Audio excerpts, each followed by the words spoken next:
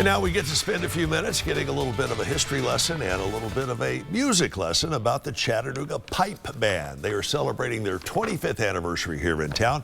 Dyron Cundiff is here, and he is a board member of the Chattanooga Pipe Band. First of all, Dyron, good to see you. Hey, good morning. Good to see you. Bagpipe's sort of a mysterious musical instrument, but yet they go back hundreds of years.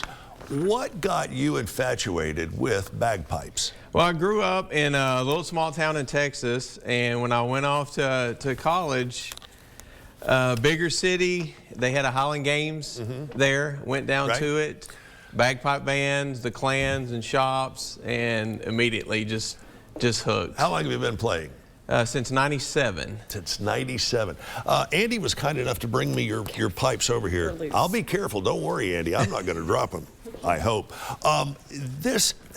And I was actually talking with someone about bagpipes yesterday. How difficult is it to learn to play? It is no more difficult than anything else. It's 90%. Do you want to? You know, it's time consuming because you play a small chanter, you don't play a full set of pipes. Right. You for play about a small year. what? A little small chanter. Right. You don't play a full set of pipes until about a year. And can we get a close up of these? No, can we get a close up of these? I'm so afraid of dropping these. These have got these have got a lot of different components in them. They do. They do. So you have the three drones that stick up here. That's your harmony when you play. Then you have the chanter. The chanter here that plugs in, and that's the notes and the noise. God, that's the notes and the noise. Yes. And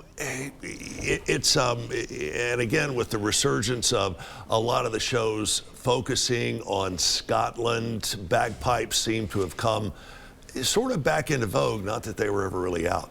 Tell me about the Chattanooga Pipe Band. How many strong? So right now, actively, we have about 30. And the band actually got started in 1999. We had there was a few players here in Chattanooga that were traveling to Atlanta and traveling to Nashville to play. And Russ Spalding, he was one of our founding members. He had a few students here in Chattanooga, and they were traveling to Atlanta and all that, and just decided, hey, I think we have enough. I think there's some interest. Let's just start a band. Musically, the pipes are a lot broader of a spectrum than a lot of people realize. You hear the first few notes of Danny Boy, and you think, okay, everybody knows that. But there's a lot of other, even popular and sometimes rock music that encompasses bagpipes. Yeah, over the last 10 years, it's getting more and more in the mainstream, some bands and all that, and the music's kind of transitioning over to fit in there. And why do you think that is? I think it's something that's always been there, but traditionalists for a long time have kind of fought it and shunned the people that were doing it and try to keep it out of the spotlight. And emotionally, when you hear a song like Danny Boy, you can't help but get these wet, burny things that come out of your eyes. What advice would you give to somebody who may be interested in bagpiping, but they haven't quite convinced themselves to pull that particular trigger? I would ask them, so we practice every Thursday, come out to a practice. We practice at North Shore Presbyterian Thursday at 6:30 to 8:30. And just come out, listen to us.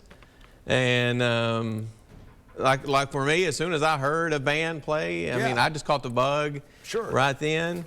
And you know, we can, if you're interested, we can show you where to go, where not to go, where to stay away from, and you can also help point folks in the right direction of where to get a beginning set of bagpipes, because like any other instrument, you can start off on one end, and the next thing you know, you're several $1,000s up. Plus, you get to wear the kilt, and the kilt and the whole outfit. It kind of embodies what you're doing, right? Absolutely. It's absolutely. You just get an extra charge. Sure, you certainly do. We appreciate you coming down, and again, tell us when you practice. Thursdays, 6:30 to 8:30 at Northside Presbyterian. Northside Presbyterian. Easy to find, easy to join. Make sure and check out Diamond and the rest of the guys and the gals with the Chattanooga Pipe Band. Diamond, awesome. Thanks so much for joining us. Thank you. Find out more information, and of course, they got a big concert coming up on January 27th at Chattanooga Brewing Company. Check them out online for more information. We've got to run. We'll see you back here later on today, starting at noon.